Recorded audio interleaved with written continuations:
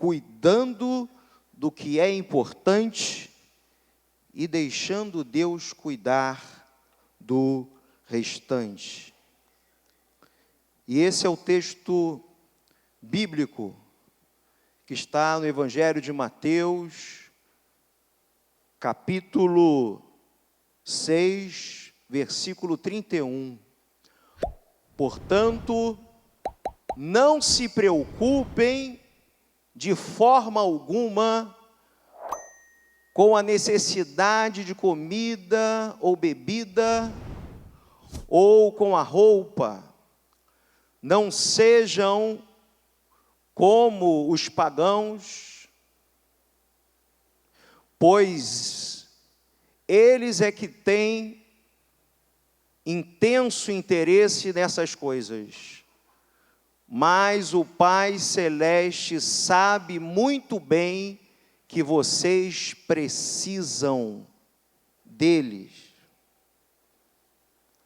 Coloquem, pois, em primeiro lugar o reino de Deus e a sua justiça, e Ele dará a vocês todas estas coisas. Portanto, não fiquem preocupados com o dia de amanhã. Deus cuidará do dia de amanhã para vocês também. Já é suficiente a carga de cada dia. Amados irmãos, hoje nós temos um problema sério de saúde pública que tem crescido a cada ano e com certeza agora em 2024 vai ser maior que 2023, que é a ansiedade. Os psicólogos e terapeutas dizem que é bom ter um pouco de ansiedade. Um pouco de ansiedade é impulso para a ação. Um pouco de ansiedade é impulso para a vida. Desde que eu recebi o convite para essa mensagem, eu fiquei ansioso. No início da semana, quando eu comecei a preparar a mensagem, aumentou o meu grau de ansiedade. E hoje, mais ainda. Mas não foi uma ansiedade que me prejudicou, que me paralisou, que me adoeceu, não. Foi uma ansiedade que me fez me preparar, me fez orar, me fez ler a palavra, me fez estudar, me fez preparar esses slides. Uma ansiedade para a vida. Jesus está aqui falando da ansiedade e de uma preocupação que adoece, que paralisa, que rouba o seu tempo, a sua atenção, a sua energia com aquilo que é mais importante, com aquilo que é prioritário para Jesus, para o reino de Deus e para a sua justiça. E é isso que nós vamos conversar hoje, porque cada dia já tem uma carga de problema, de preocupação, de ansiedade, e nós não precisamos sofrer por antecipação. A ansiedade é um problema que está relacionado com o futuro, com o dia de amanhã. E o futuro, é isso que Jesus está dizendo nesse texto, não tem como nós controlarmos. Não tem como termos controle do que vai acontecer amanhã.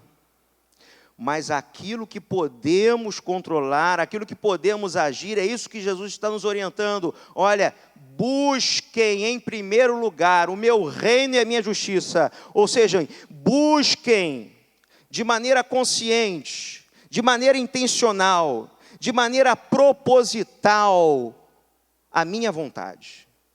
Busquem entender a minha vontade.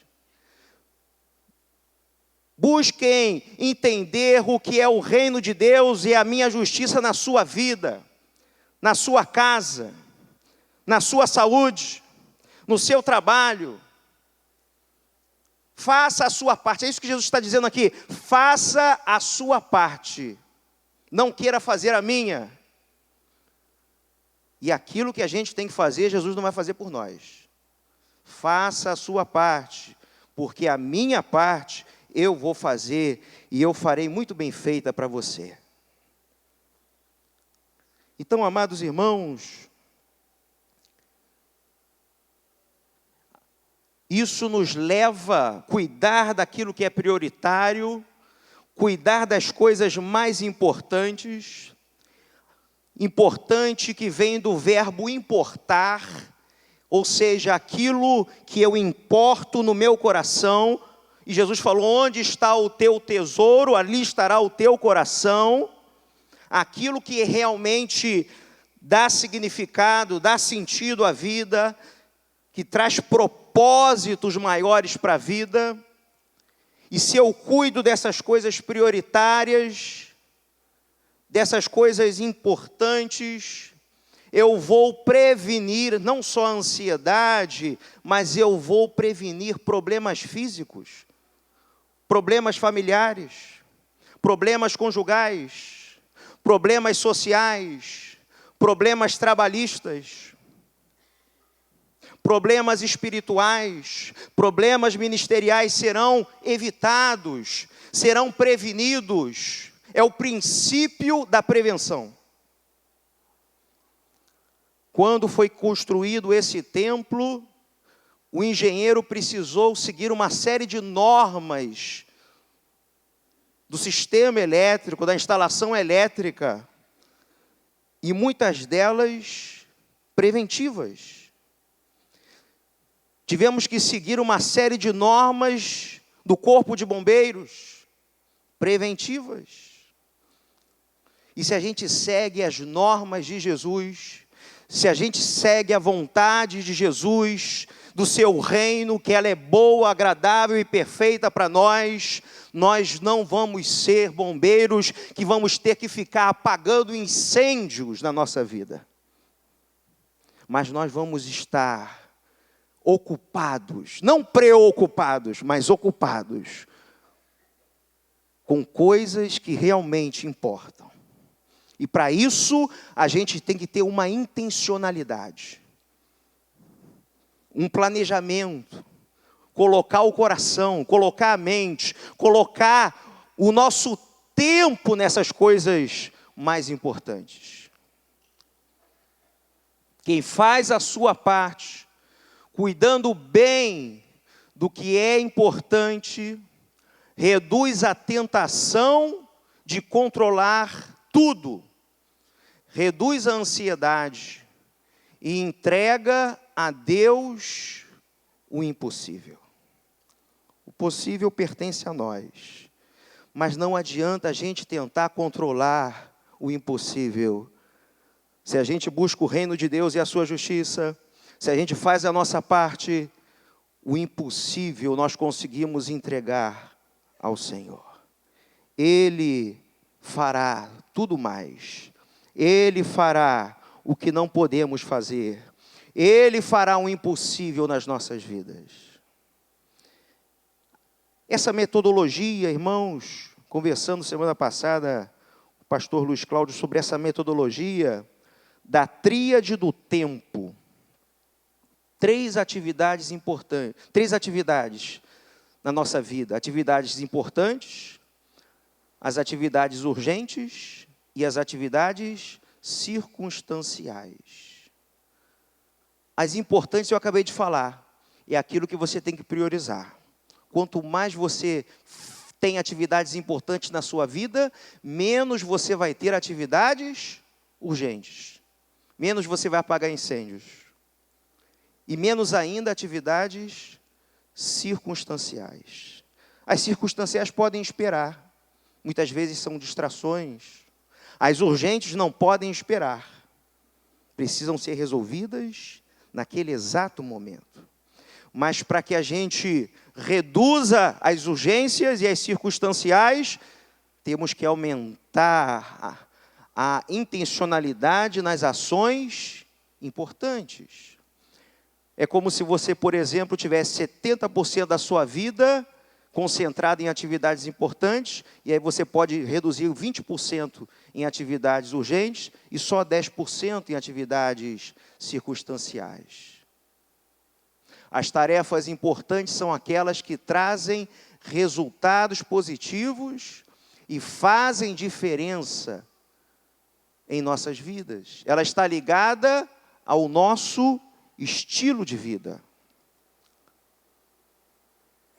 E para executar essas tarefas importantes, nós temos 5 etapas. Nós precisamos do autoconhecimento. E na oração e na meditação da palavra de Deus, e na presença de Deus, em buscar nos conhecer melhor, nós vamos entender a nossa identidade, o nosso chamado, a nossa vocação. As atividades importantes que estão alicerçadas nas Escrituras são para todos, mas Deus permite que a gente faça escolhas nas áreas da nossa vida. Por exemplo, na área familiar, é legítimo a pessoa escolher ser solteira. Escolher ser solteiro não é menos espiritual, não é menos legítimo, não é menos verdadeiro, não é menos bíblico do que escolher ser casado. Ou escolher ser casado e não ter filhos, não é menos legítimo ou menos espiritual do que ser casado e ter filhos. É uma questão de identidade, de autoconhecimento, que Deus permite que a gente chegue a essas escolhas, e a partir dessas escolhas vai definir as nossas atividades importantes. Porque existe diferença entre atividades importantes para o solteiro e para o casado. Assim também na área do trabalho, é legítimo você escolher ser um profissional, um funcionário, um servidor. Mas se você quiser ser dono do seu próprio negócio, da sua própria carreira, gestor do seu próprio trabalho, um profissional liberal, um empresário, também é legítimo. Talvez você vai ter que dedicar no início mais tempo para que aquele negócio dê certo, mas é legítimo também. Então, irmãos, para a gente chegar a essas ações importantes, precisamos entender a nossa identidade. A partir dessa identidade, nós vamos definir metas e objetivos. Como alcançar esses objetivos? Aí vem o planejamento. Nós precisamos desenhar um mapa de como alcançar aquelas metas, aqueles objetivos. Mas não pode ser um planejamento e uma série de ações desorganizada. Precisa haver organização nesse processo de ações e organização no espaço do lar, no espaço do trabalho. E essa organização vai gerar também, portanto, todo esse conjunto de etapas, identidade, metas, planejamento e organização, vai permitir que a gente consiga, de maneira intencional, executar as ações importantes da nossa vida. Sem planejar e se organizar para realizar as coisas importantes, não haverá disciplina daquilo que é importante. Não haverá continuidade daquilo que é importante. Não haverá perseverança daquilo que é mais importante. Então nós não podemos viver a vida, irmãos, como o poeta popular. Deixa a vida me levar, vida leva eu. Não. Quem será o capitão da minha alma, das minhas emoções, dos meus pensamentos? Vai ser o Senhor e eu. Eu vou fazer uma dupla com Jesus. E eu vou ser o gestor da minha agenda. Eu vou definir o meu tempo. Não vão ser as circunstâncias. Não vai ser o vento, favorável ou contrário. Não vão ser as pressões da vida. Não vão ser os outros. Mas eu, com disciplina, continuidade, perseverança, vou planejar e organizar aquilo que é importante e que eu preciso fazer diariamente. Provérbios 24, 27 diz: Cuide primeiro dos seus negócios. Defina, né? Defina sua situação financeira. E depois comece a construir sua casa e formar sua família. Boa palavra para o jovem nessa noite.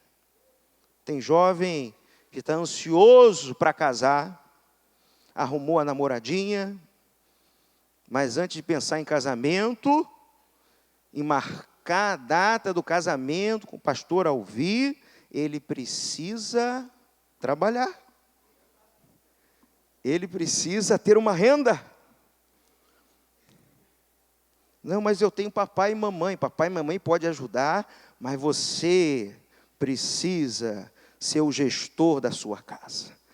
Deixará o homem o seu pai e a sua mãe, unir-se-á a sua mulher, e os dois serão uma só carne. Deixar não no sentido de abandonar, mas de ser o gestor financeiro, o gestor emocional, o gestor espiritual dessa nova casa, dessa nova família. O nome disso é planejar. É priorizar aquilo que é mais importante. E o trabalho e a vida financeira é importante para uma família. Quantos casais e quantas famílias se dissolvem por causa disso? Crises financeiras. Então, irmãos, nós precisamos seguir essa trilha deixada pela palavra do Senhor. Ser um seguidor de Jesus requer planejamento, renúncia e concentrar-se no essencial e naquilo que dá sentido à vida em Cristo. Como está em Lucas 14, 28. Pois quem começaria a construção de uma torre sem primeiro fazer os cálculos, palavras de Jesus, e depois verificar se tem dinheiro suficiente para completá-la? De outra forma, só poderia completar os alicerces e não completaria a obra. E todos os que vissem o que aconteceu iriam rir dele e dizer: estão vendo aquele sujeito ali? Começou aquela construção e ficou sem dinheiro para terminá-la. E qual é o rei que algum dia pensou em ir à guerra, sem primeiro sentar-se com os seus conselheiros e discutir se seu exército de 10.000 homens é capaz de derrotar os 20.000 homens que vêm marchando contra ele? Se acharem que não, enquanto as tropas inimigas ainda estão longe, enviará uma comissão para combinar as condições de paz. Assim, ninguém pode ser meu discípulo se não renunciar a tudo que possui. Cuidar do prioritário é uma atitude de renúncia. Cuidar daquilo que é mais importante nos tira da acomodação, nos tira do conformismo. O apóstolo Paulo, pensando isso em Romanos, disse: rogo-vos, pois, irmãos, pelas misericórdias de Deus, que apresenteis os vossos corpos a Deus como sacrifício vivo, santo e agradável a Deus, e não vos conformeis. Tem a ver com essa palavra de renúncia. Não vos conformeis com a maneira que esse século pensa. Não vos conformeis com este mundo, mas transformai-vos pela renovação do vosso entendimento. É a palavra de Deus, através do Espírito Santo, transformando a nossa maneira de pensar e agir.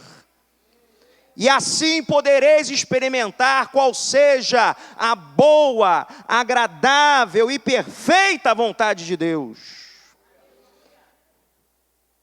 Buscai antes, em primeiro lugar, olha a intencionalidade, o meu reino, a minha justiça, e todas as demais coisas serão acrescentadas. Deus quer que a gente experimente em 2024 a vontade dEle. Quem quer experimentar em 2024 a vontade dEle? Mas a vontade de Deus é boa? Ela é boa, mas é mais do que boa. ela é agradável também. Mas a vontade de Deus, ela é boa e agradável? Não, ela é mais do que boa e agradável. A vontade de Deus para a sua vida, para o seu corpo, para a sua saúde, para a sua casa, para o seu trabalho, para o seu ministério, para a nossa igreja, ela é perfeita. Mas nós temos que renunciar ao nosso comodismo, o nosso conformismo com esse século. Nós temos que a cada dia, para ser seguidor de Jesus, tomar a cruz, renunciar a nós mesmos e seguir o caminho estreito de Jesus. É isso que está escrito aí, irmãos. Planejamento requer renúncia. É dar atenção, interesse e importância àquilo que realmente importa. E aqui eu vou dizer 3 princípios, 3 atitudes, 3 ações prioritárias, importantes, para todos nós, sem exceção. Nós estamos na primícia do ano, estamos no primeiro mês de 2024. E nós vamos fazer daqui a pouco uma oração aqui com o pastor Alvir e um voto com o pastor Edson, com a pastora Roberta. E vamos fazer aqui nesse altar um voto a Deus, renovar o nosso compromisso com Deus, com essas 3 áreas, com esses 3 princípios, com essas 3 atitudes prioritárias e importantes e essenciais, que estão inspiradas e baseadas na palavra do Senhor. Ele quer que nós cuidemos bem dessas 3 áreas. Primeiro, irmãos, a vida devocional. E não apenas a vida devocional diária, mas colocar em prática tudo o que nós aprendemos com Deus diariamente. Vocês leram do apóstolo Paulo? O que adianta o homem ganhar o mundo inteiro e perder a sua alma? Vamos assumir esse compromisso nessa noite. Senhor, eu quero ter prazer de estar na Tua presença, porque a Tua presença é a minha herança.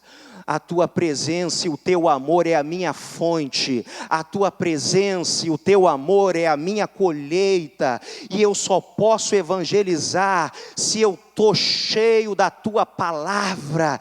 Eu estou cheio de fé, porque a fé veio pelo ouvir a palavra. Se eu estou cheio da Shekinah, da graça, da glória, da presença, aí eu vou abrir a boca, eu vou evangelizar, e o Espírito Santo vai convencer aquela vida, aquele coração, e ele vai se quebrantar, e ele vai aceitar o Senhor Jesus. Por quê? Porque aqui está o fundamento da minha evangelização.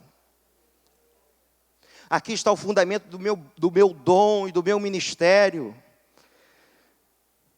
É daqui que vem a unção. Amém, irmãos?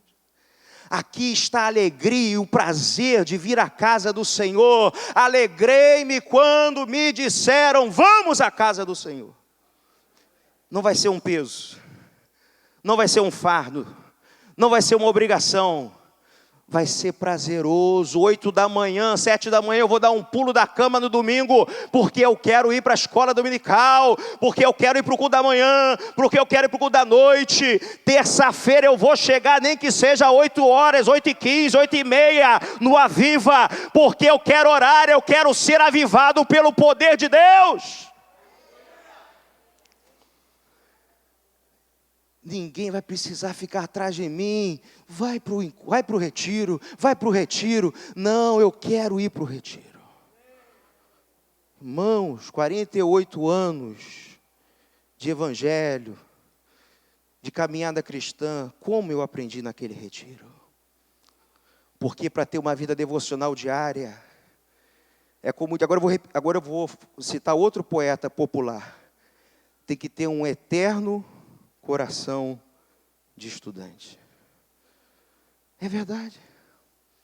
Coração ensinável, coração humilde, como eu aprendo com o pastor Alvir, pastor Elcimar,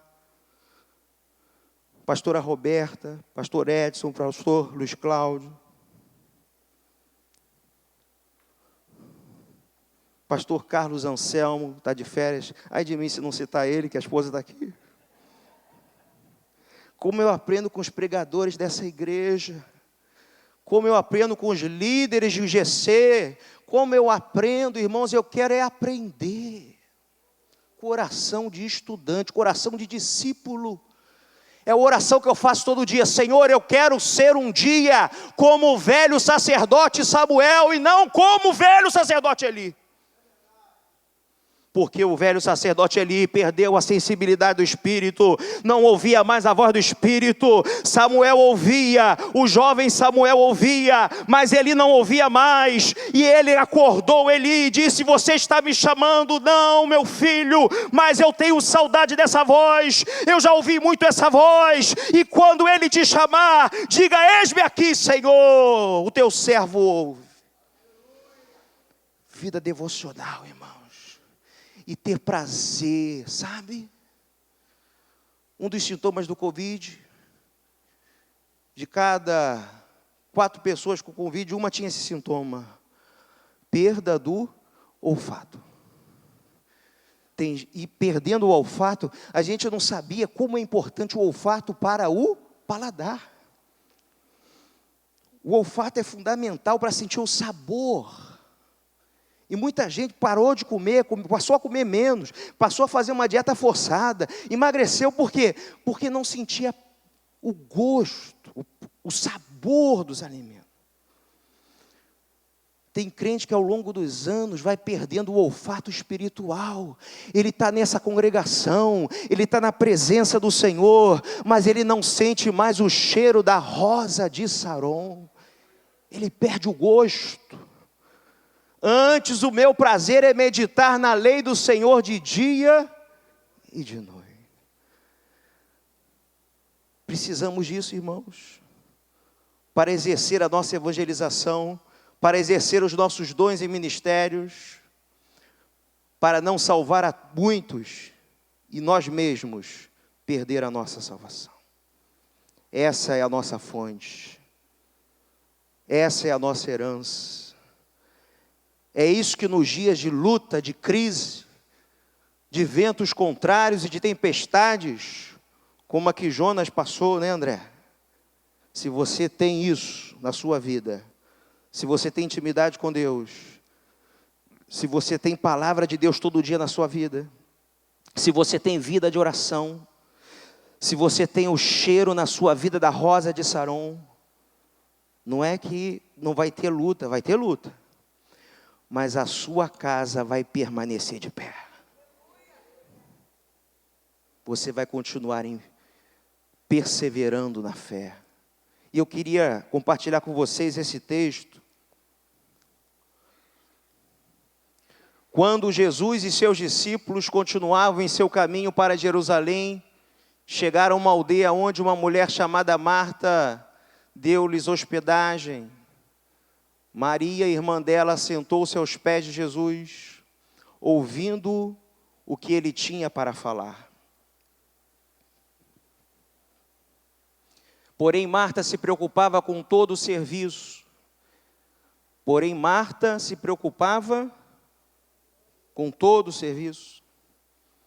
A preocupação e uma ansiedade nobre com o serviço. Serviço a quem?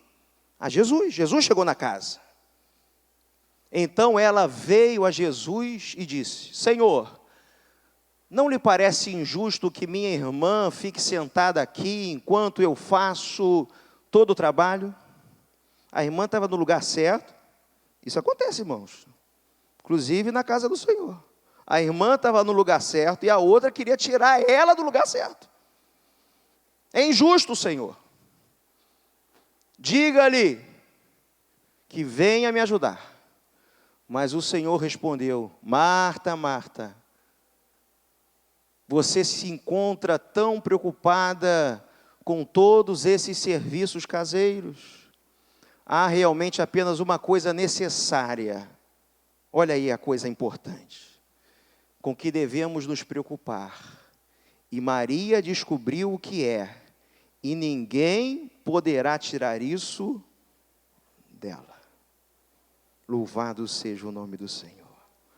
A tua experiência com Deus, as revelações que Deus te dá, as promessas que Deus te dá, a palavra que Deus te dá a cada manhã, o maná que desce no teu arraial e que alimenta a tua alma, ninguém e nada pode arrancar. Não tem problema, não tem palavra contrária, não tem oração contrária, não tem palavra de maldição, não tem palavra pessimista, não tem dúvida, não tem incredulidade que vai arrancar do teu coração e da tua alma aquilo que você recebe aos pés de Jesus. Ninguém poderá tirar isso dela. Aleluia. Vamos priorizar isso, irmãos, esse ano. Segunda coisa, já é a penúltima. Pastor, ao ouvir hoje eu vou terminar cedo. Deu previsão de chuva, mas não vai chover por causa disso, vai chover porque deu previsão de chuva. Penúltima, segunda e penúltima coisa, irmãos, que a gente tem que se preocupar. Cuidar de si mesmo. Amar e priorizar a nós mesmos não é pecado. Isso é libertador, irmãos. Preste atenção. Nem egoísmo, mas é o mandamento do amor de Jesus. Olha que Jesus fala sobre isso. Mestre, qual é o mandamento mais importante da lei de Moisés? Jesus respondeu: ame ao Senhor seu Deus de todo o seu coração, de toda a sua mente, de toda a sua alma. Esse é o primeiro e maior mandamento. E o segundo é importante. Olha a importância, a palavra importância. E o segundo é importância. O primeiro é aquilo que a gente falou. Amar a Deus de todo o coração, é a nossa vida devocional, é a nossa vida de adoração, é a nossa vida de oração, é a nossa vida com a palavra, é a nossa vida evangelística, é a nossa vida missionária, é a nossa vida ministerial. E o segundo em importância é parecido. Ame o seu próximo como a si mesmo. E esse finalzinho, irmãos, faz toda a diferença.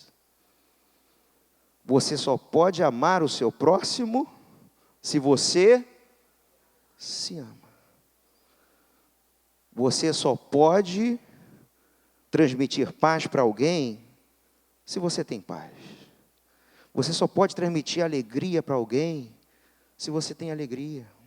Você só pode compartilhar da palavra se você tem a palavra. Você só pode compartilhar do amor de Deus se você tem amor. Você só pode amar o outro se você está cheio desse amor, dessa graça, dessa certeza que independente das tuas lutas, Ele te ama, Ele é fiel, Ele continua sendo Deus, Ele continua cuidando de você, Ele continua te amando, independente de qualquer coisa.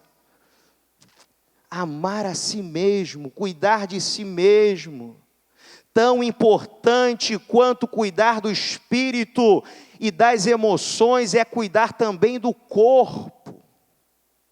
1 Coríntios capítulo 6, versículo 19, será que vocês não sabem que o seu corpo é a morada do Espírito Santo que Deus lhes deu?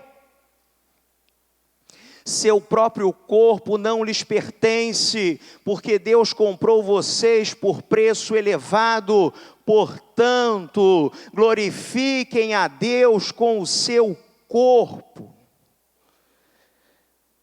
Cuidarmos bem da nossa alimentação, da nossa hidratação, bebermos bastante água, líquidos, cuidarmos bem do nosso sono. Se você está com problema de sono, procure um especialista. Você tem que ter um sono de qualidade. Você pode dormir 5 horas, 6 horas, mas com qualidade. Não adianta dormir 9 horas sem qualidade, rolando da cama para lá e para cá. Que nem Jacó no Val de Jaboque, não adianta. Sono é saúde. Beber líquido é saúde. Estive no hospital da Unimed semana passada, irmãos. Quantos idosos desidratados tomando soro na veia.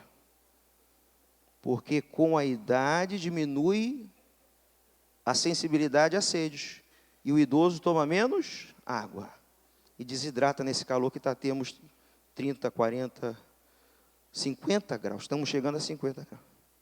Hidratar-se, alimentação saudável, comer, é a dieta, o jejum que começamos, não é isso? Dieta de Daniel, legumes, verduras, frutas, proteína de boa qualidade, com pouca gordura saturada, e atividade física aeróbica, que é a caminhada, é a corrida, é a ginástica, é a dança, é a natação, atividade física aeróbica e atividade física resistida, que é a musculação. Hoje os estudos mostram que não só a atividade física aeróbica, mas a musculação também previne as doenças crônicas e ajuda no tratamento das doenças crônicas. Obesidade, hipertensão, diabetes, doenças do coração, cânceres e assim por diante. Então, nós temos que glorificar. A gente ouve tanto na igreja isso. Glorifica a Deus com as tuas palmas, glorifica a Deus com a tua voz, glorifica a Deus com o teu cântico, glorifica a Deus com o teu corpo, com a tua dança. Glorifique a Deus com a sua saúde, com o seu corpo. Essa é a mensagem para mim e para você nessa noite, e é uma boa mensagem, é evangelho. Vamos nos cuidar em 2024. O projeto de Deus é que seus filhos tenham uma vida terrena plena. Isso não significa ausência de crises ou doenças, mas sim equilíbrio, harmonia, plenitude em Cristo. Nós estamos em harmonia conosco mesmo, estamos em harmonia com o nosso meio, com o exterior, estamos em harmonia com o nosso próximo. Apesar dos problemas de saúde, das lutas, temos paz, temos harmonia, temos equilíbrio. Isso é vida plena para Jesus. Apesar das circunstâncias. João 10:10, a intenção do ladrão é somente qual? Roubar, matar e destruir. A nossa vida, a nossa saúde, a nossa paz, a nossa salvação. Mas Jesus disse, eu vim para que tenham vida, e vida completa, ou vida com abundância. Aguardar a volta iminente de Jesus não nos libera de cuidarmos bem do nosso corpo. Jesus está voltando. Jesus está voltando. O que você está trazendo essa mensagem hoje? Jesus está voltando, não dá tempo de ficar se cuidando, não. Jesus está voltando. Os sinais estão aí, vai ficar falando de se cuidar para quê? Não é isso que está escrito, irmãos, em 1 Tessalonicenses, capítulo 5, versículo 23, que o próprio Deus de paz faça vocês completamente puros, e que o espírito e alma e corpo de vocês sejam conservados, irrepreensíveis, até o dia quando nosso Senhor Jesus Cristo voltar. É isso que ele está falando. O ímpio, o mundo vai ver o seu corpo e vai glorificar a Deus, vai ver a sua alma e vai glorificar a Deus, vai ver o seu espírito e vai glorificar a Deus, porque você se conservou, você se cuidou, você se apresentou no dia do Senhor, no retorno do Senhor irrepreensível. Então, até esse papo de escatologia e deixa tudo de lado e vamos só aguardar, Maranata, vem Jesus, não é isso que está escrito. Para terminar, irmãos, cuidando da família, cuidando do meu espírito, da minha vida espiritual, da minha vida devocional, eu vou conseguir cuidar bem da evangelização, do meu ministério, de outras vidas espiritualmente. Cuidando bem da minha saúde, cuidando bem de mim, eu vou poder cuidar bem dos outros, porque eu estou bem para cuidar bem dos outros. Eu preciso estar bem para cuidar bem dos outros. E eu preciso, para cuidar de famílias, cuidar bem da minha família. Nosso testemunho cristão inclui cuidar e priorizar a família como parte importante da vida. 1 Timóteo capítulo 5, versículo 8. Mas qualquer um que não cuide dos seus próprios parentes, quando eles necessitam de ajuda, especialmente aqueles da sua própria família, negou a fé, é forte isso, negou a fé. E é pior do que os que não creem. Pastor, está vindo na minha mente agora a minha mãe. Está vindo agora na minha mente o meu irmão, que eu não passei o Natal, Ano Novo com eles, porque está difícil a convivência. Está vindo na minha mente agora aquele primo. Está vindo na minha mente agora a sogra. Graças a Deus, no meu caso, irmãos, minha sogra me ama tanto que veio hoje ouvir minha mensagem. Faz assim, Eliane, faz assim, Eliane. Me conhece desde que eu era estudante de medicina, saía dos plantões do Pedro Ernesto, da UERJ, e ia lá filar a boia da Eliane. Cozinheira de mão cheia, irmãos. Ou glória. Mas pode vir à sua mente nessa hora algum parente. E Deus está falando para mim e para você, não tem jeito. Isso é evangelho. Isso é prioridade. Isso é experimentar a boa, agradável e perfeita vontade de Deus. Isso é não se conformar com a maneira do mundo pensar. Isso é buscar o reino e a justiça. Cuidar bem da nossa família. O nosso testemunho cristão passa necessariamente por isso. E quem não faz isso nega a própria fé. E é pior do que um descrente, é pior do que um que não crê. Viver a plenitude e a maturidade dos votos do casamento. Testes que fortalecem o amor do casal. E eu não falei para ela hoje isso. Falei ontem, mas não falei hoje. Meu amor, hoje eu te amo mais do que ontem.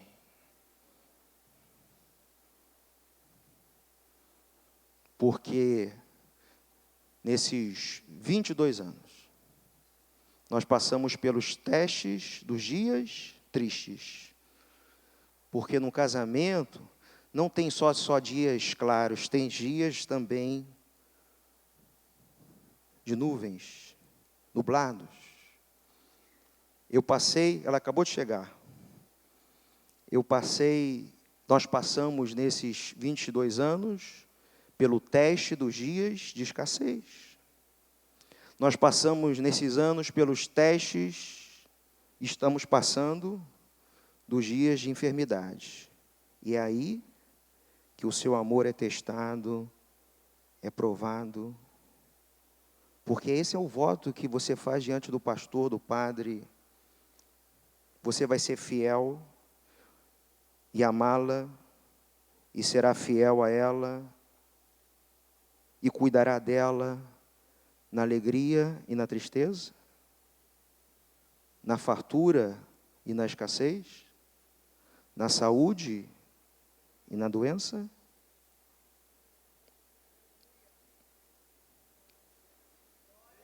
Isso é testemunho cristão. É cuidar bem do cônjuge. É a esposa cuidar bem do marido, o marido cuidar bem da esposa. E é contra a lógica desse século. O mundo diz que o encantamento, a paixão, a atração vai diminuindo. Não é isso que o mundo fala, irmãos? Não. O encantamento, o amor, o prazer, a atração, o respeito no casamento precisa cada dia mais aumentar, crescer, amadurecer.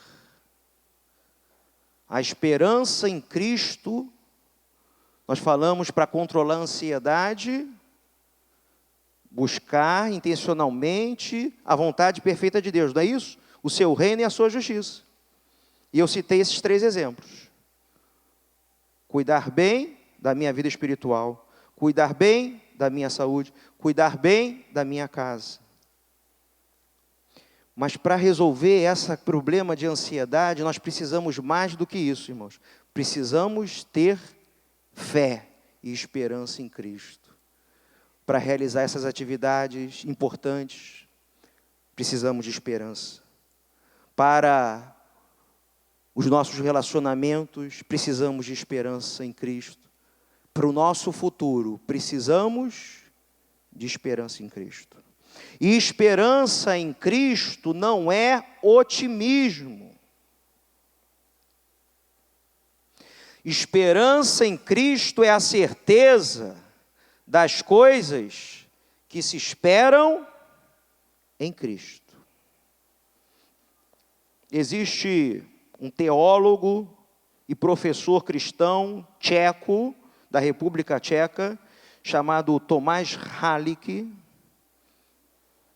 E eu termino com essa referência. Autor do livro, e você pode depois baixar no seu e-book, no seu Kindle, Não Sem Esperança é o nome do livro. Não Sem Esperança. De Tomáš Halík, com K. E ele diz que o otimismo é uma noção de que tudo será cada vez melhor. Preste atenção. Otimismo é uma noção de que tudo será cada vez melhor, baseado em circunstâncias favoráveis. O otimista tem a ilusão de que o sol da felicidade gira em torno do planeta minúsculo dos seus desejos. Interessantíssimo isso. O otimista tem a ilusão de que o sol da felicidade gira em torno do planeta minúsculo dos seus desejos. Porque sempre tudo vai dar certo, diz o otimista. Mas nem sempre tudo dá certo. E o que é a esperança em Cristo? A esperança em Cristo é a força para resistir, e resistir, e resistir, mesmo numa situação em que tudo está cada vez pior. Eu tenho, não otimismo, mas eu tenho esperança em Cristo, porque eu tenho uma ação e uma atitude intencional e consciente de resistência. Não é esperar, não é esperança do verbo esperar, sentar e esperar passivamente, mas é a esperança do verbo esperançar, ou seja, agir com confiança, agir resistindo, agir para transformar, agir e lutar para mudar a situação. Essa é a diferença entre aquele que tem esperança e aquele que tem otimismo. Porque a sua fé, a fé daquele que tem esperança em Cristo, não está nas circunstâncias, não está apenas no progresso da ciência. A fé daquele que tem esperança não está firmado em homens comedores de arroz e feijão. A fé daquele que tem esperança em Cristo está naquele que é o totalmente outro, é o eterno, é o soberano, é o absoluto, é aquele que tem a chave de Davi, que abre e que ninguém fecha, e que fecha e que ninguém abre. É aquele que tem a última palavra. Ele é o alfa, ele é o ômega, é dele que temos que ter a nossa esperança. Povo de IERC não é um povo otimista. O povo da IERC é um povo da esperança. Aleluia. Aleluia. Venha o que vier. Aconteça o que acontecer. Eu vou permanecer com a minha fé em Cristo, a minha fé no ressurreto, a minha fé está nele, naquele que disse: tem bom ânimo, filha, tem bom ânimo, filho, eu venci o mundo. Tem bom ânimo, aleluia. A esperança não espera nada. Que isso, pastor? É isso? Vocês lembram de Abraão, quando o autor de Hebreus falou em Abraão?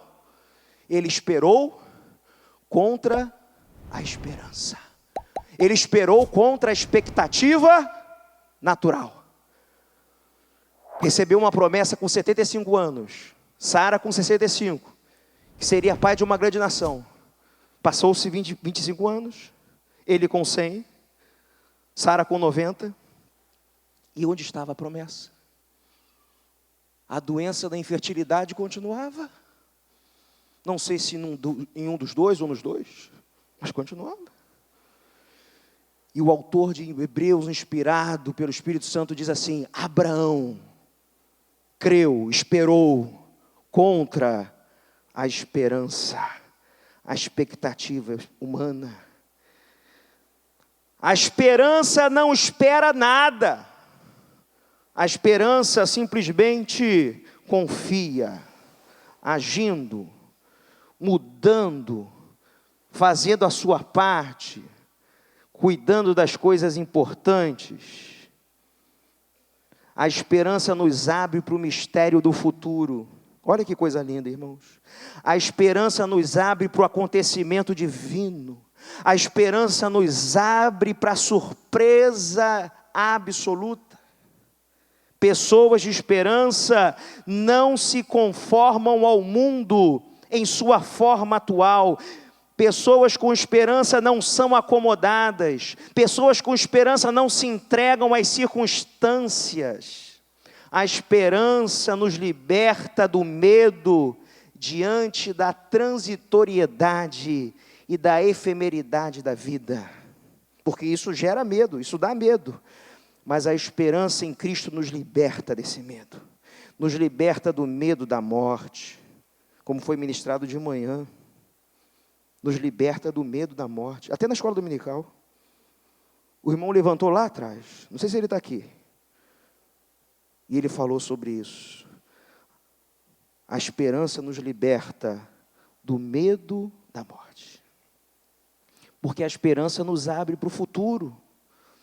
O futuro como possibilidade de Deus. O futuro como promessa de Deus. A esperança nos encoraja a entrar na nuvem da Shekinah, da glória de Deus. Na nuvem do indizível. Na nuvem do indefinível. Na nuvem do inimaginável. Na nuvem do mistério de Deus. E mistério é mistério, você não sabe, você entrou na nuvem, mas você tem a esperança que Ele está contigo. Aleluia! Oh, palavra maravilhosa, oh, palavra linda de Deus, irmãos. Não perca a esperança, não perca a esperança, crente. Quem perde a esperança cai no desespero. Desespero é o quê? É a perda da esperança. Uma pessoa desesperada é uma pessoa que perdeu a esperança. Duvida do seu próprio valor. Duvida do valor da vida. Perdeu a esperança. Mas a esperança é o pilar da nossa autoavaliação positiva. A esperança é o pilar da nossa autoestima. Apesar das nossas deficiências. Não é alienação. Esperança não é alienação. A gente olha para o espelho e vê as nossas deficiências, e enxerga as nossas fraquezas, e enxerga os nossos fracassos, mas temos a esperança que podemos mudar em Cristo.